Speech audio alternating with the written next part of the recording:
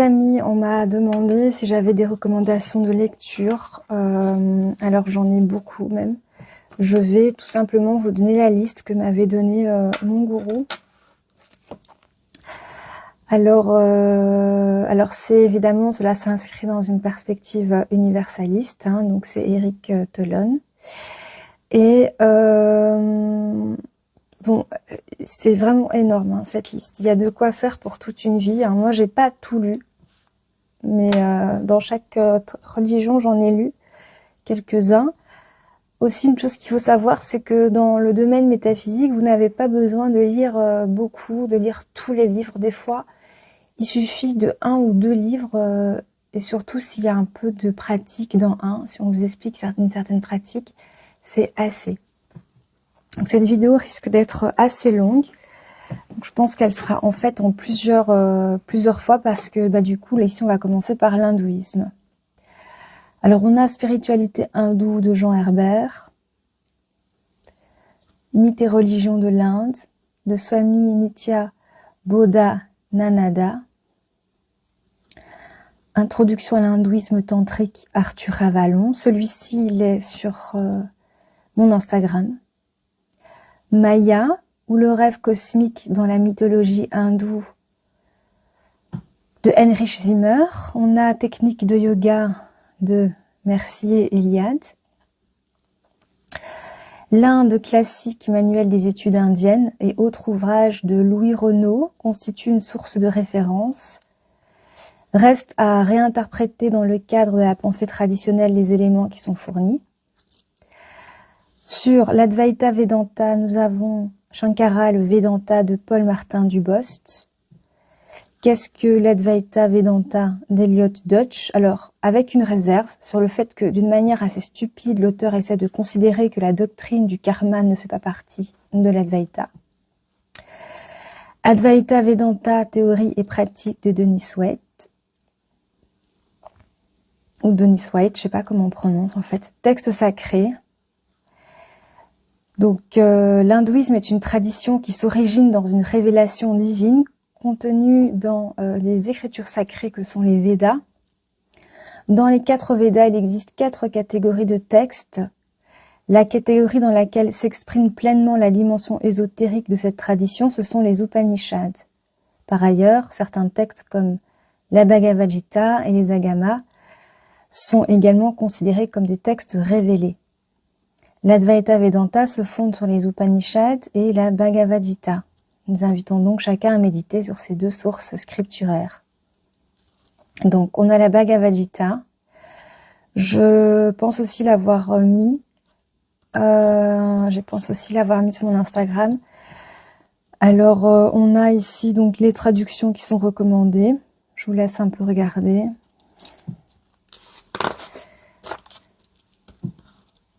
Voilà. Ensuite, nous avons les Upanishads. Il y a vraiment toute une série. Hein. Alors, il existe en fait 10 Upanishads essentiels. Le volume des Upanishads variant de 2 ou 3 pages à la valeur d'un opuscule. Alors, lui recommande Martine du Texte, qui a traduit donc les 108 Upanishads. Je pense aussi les avoir mis une photo sur mon Instagram.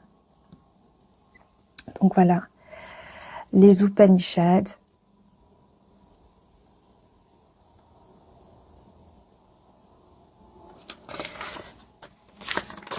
Et ça continue encore ici.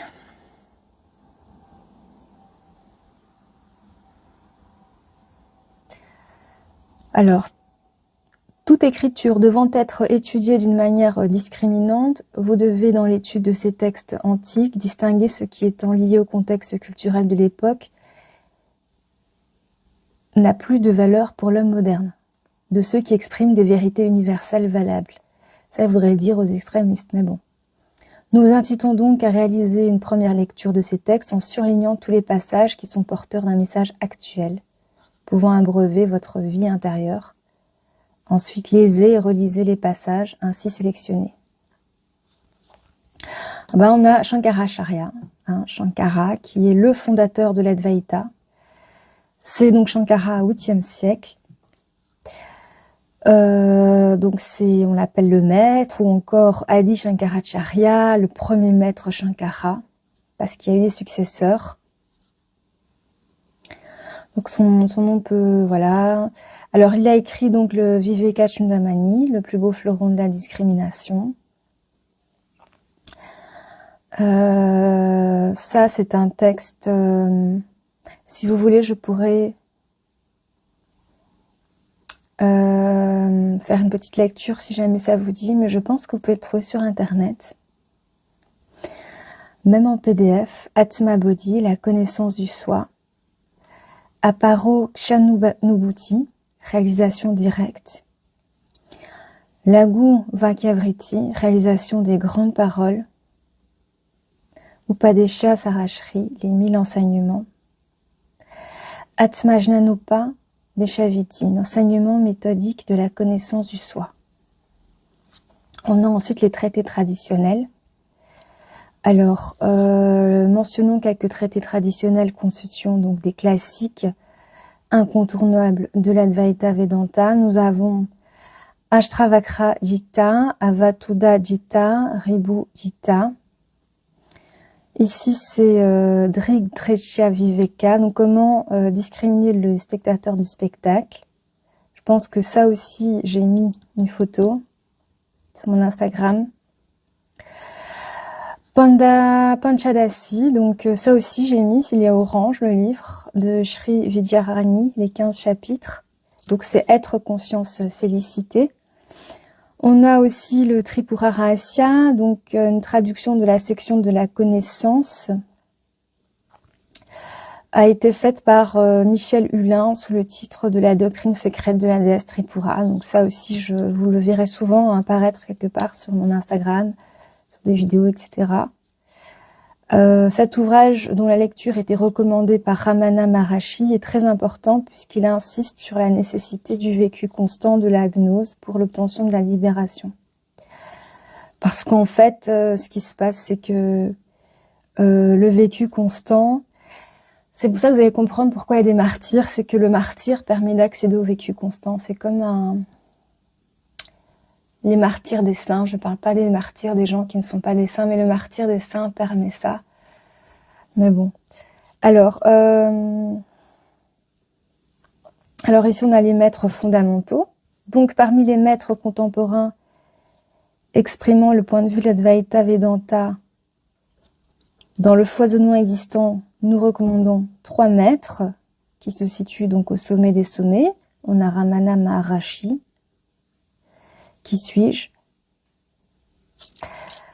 Donc voilà, il existe 3 versions de ce texte rédigé à partir de questions posées par Sri Jiva Prakasam.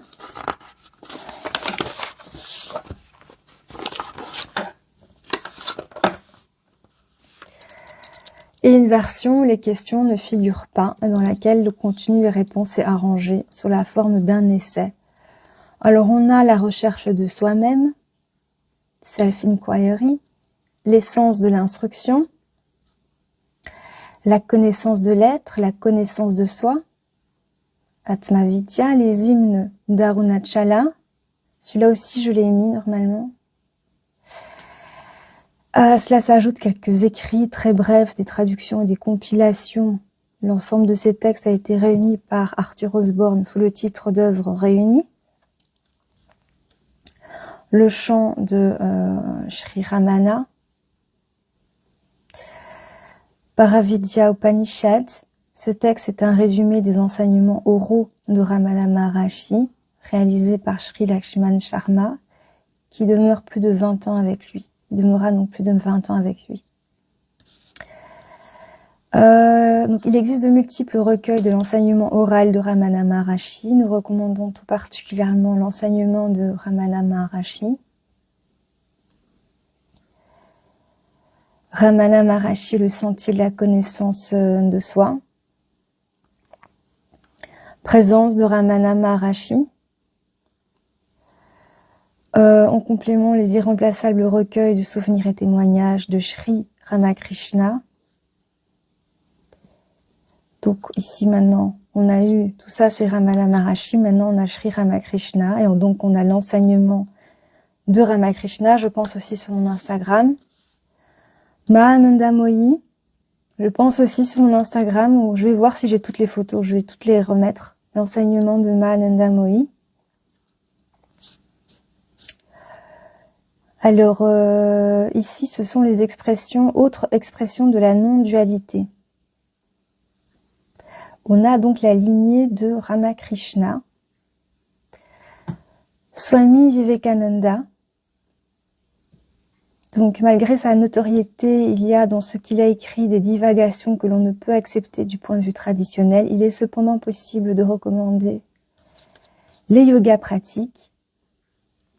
Ensuite, on a Swami Brahmananda, discipline monastique. Swami Siddheshwarananda, quelques aspects de la philosophie védantique. La méditation selon le yoga Vedanta. Swami Nityabodananda, le chemin de la perfection selon le yoga Vedanta, quête du sacré, les Upanishads, source de sagesse. Ensuite, on a donc la lignée des Navnat Sampradaya. Je vous ai dit c'est long, hein, là on n'est que dans l'hindouisme. Alors, après étude des textes traditionnels et des maîtres fondamentaux, précédemment indiqués et avec prudence, car on trouve en eux un ensemble d'erreurs doctrinales, indiquons des maîtres contemporains qui relèvent de la même lignée traditionnelle. On a donc Sri Siddhirameshwar Maharaj, la clé de la réalisation de soi, embrasser l'immortalité. On a Sri Nisargadatta Maharaj, disciple de Siddharameshwar, je suis.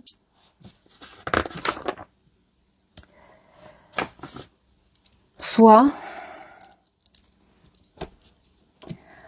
ni ceci ni cela.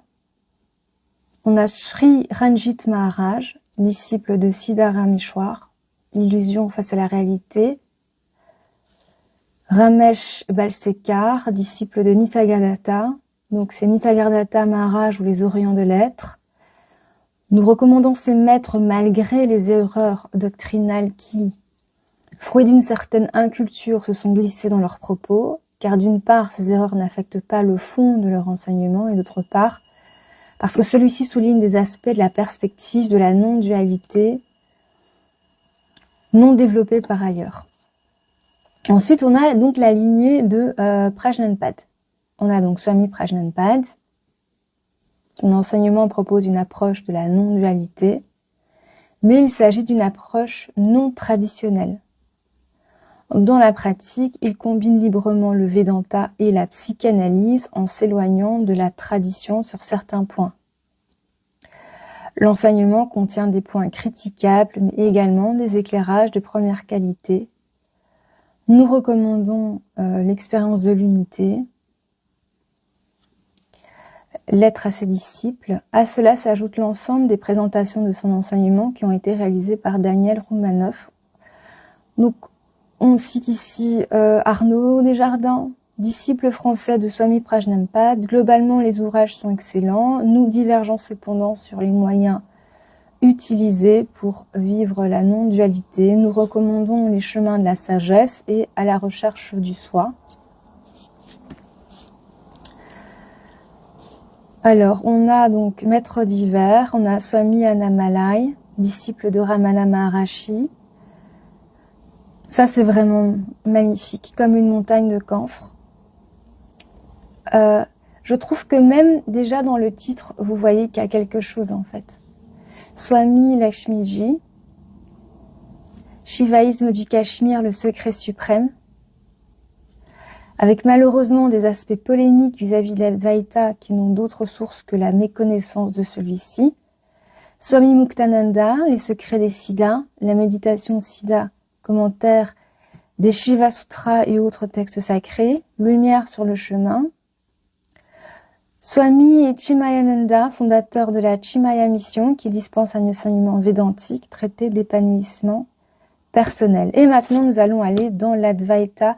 Non, moi, je vais pas vous recommander l'Advaita non traditionnel.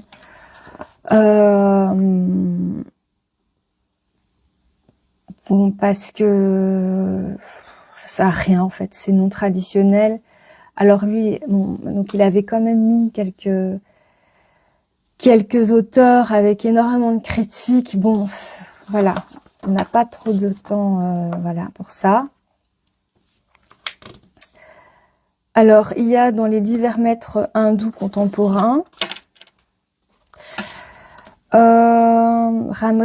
Rabindranath Tagore, Sadhana. Bon, alors, dans la perspective non plus du strict Advaita, mais de la spiritualité hindoue dans son ensemble, voici quelques maîtres spirituels dont nous recommandons l'étude de l'enseignement.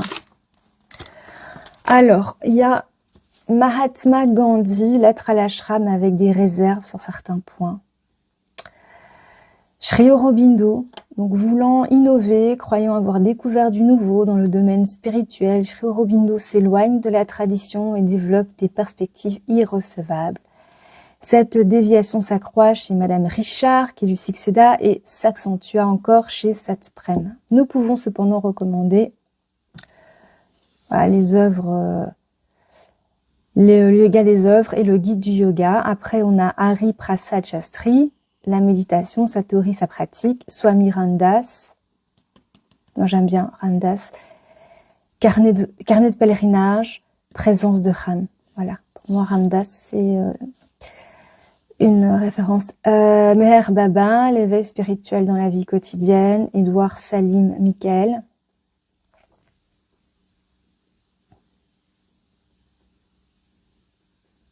Je sais pas du tout. Bref, Sri Chinmoy, les ailes de la joie, l'enseignement